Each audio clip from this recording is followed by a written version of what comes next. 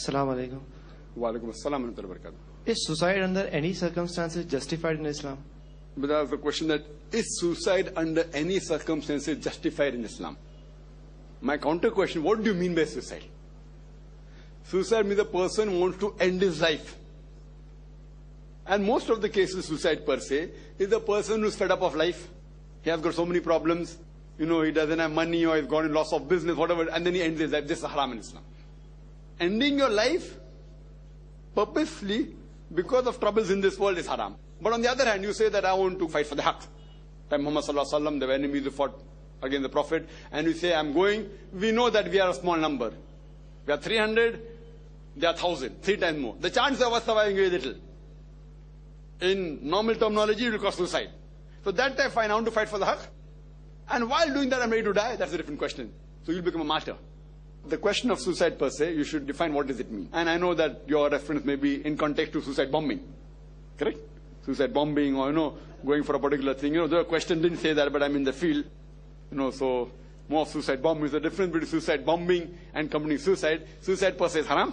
But if you ask me suicide bombing, as I said, individual case you have to analyze what does the individual case say. If it's one individual who takes a decision and does it, it's totally haram in Islam. And under normal circumstances, Allah says in the Quran, Surah Ma'idah, chapter number 5, verse number 32, that if you kill any human being, unless it be for murder or for creating mischief in the land, it is as though you have killed the whole of humanity. And if you save any one human being, it is as though you have saved the whole of nation. So killing any human being, unless it be for murder or for creating mischief, it is haram. But now under circumstances, if you analyze, at the time of the Sahabas, what they did, if you call it modern terminology, it is called as suicide. So what we have to realize, that individual person taking a decision is totally haram. The scholars are divided. Some group of scholars say that under any circumstances, suicide bombing is haram. Like Sheikh Nasruddin Albani, Sheikh Uthaymeen, Sheikh bin Baz, all these 3 great stalwarts who expired recently, all of them say that suicide bombing, suicide killing under any circumstances is haram. But there are other scholars, like Sheikh Salman Auda, he is, mashallah, one of the great scholars of this time. He says that if under normal circumstances, it's haram. But if the situation demands, like in Palestine, every day they are being killed and thousands are being killed throughout the year. So it is rather that they have to fight in self-defense. And if they know that they use an attack in which the chances of dying are there, and if they really cause a damage to the opponent, as a last resort, with guidance from a scholar who has not that one individual person gets up in the night and says, okay, fine, I'll go out. So with guidance of the Quran and Sunnah, as a last resort, it can be used. And they give examples. They give examples from Hadith, giving their own logical argument.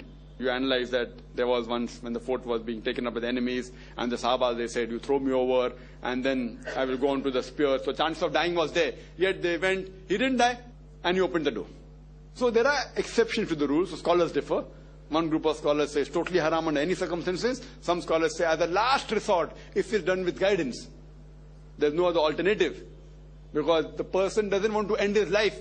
He wants to fight for the cause of haqq, for truth. And while doing that, the chances of his dying is very high. And I know that one person was arguing with me a lot. One other person, one guy, he told me under any circumstances it's haram. So I asked him a question. Now suppose there is someone who comes to attack the Prophet.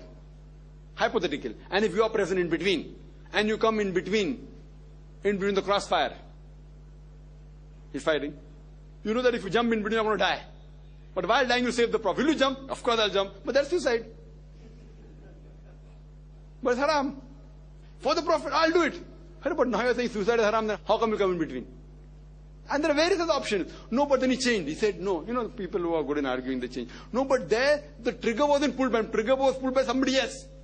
What I'm telling, if the trigger is pulled by the person himself, then it is haram. Here the trigger is pulled by the enemy. Suppose there's a person who's very good, hefty, etc. He's there. He wants to kill the Prophet. And you come in between. And you catch his hand. And now what happens? That the gun is turned. And to kill him, you have to kill yourself also. And if you pull the trigger, you will die and the person will die and the Prophet will be saved. Then what will you do? Will you pull the trigger or not? Hadith says a person who doesn't love Allah and the Prophet more than himself, his wife and his family, he's not a moment. Will you pull the trigger? He said yes. But that's suicide. Imagine, and it's a situation which happens. It can happen, not that it is vague. You are there, and if you pull the trigger, you will die, and you are pulling the trigger. You're killing yourself and killing him. and the Prophet will be saved. So, I do agree with Sheikh Salman Auda. As a last resort, if under certain circumstances, you know that the loss that is there is less and the gain is more, following all the rules of the Sharia, following the Quran and Sahih Hadith, as a last resort, under guidance, not to get up in the morning and take a decision on your own, it's totally haram. Killing an human being is haram. In that context, as a last resort, it can be used, and I do agree with Sheikh Salman Auda. Hope that answers the question.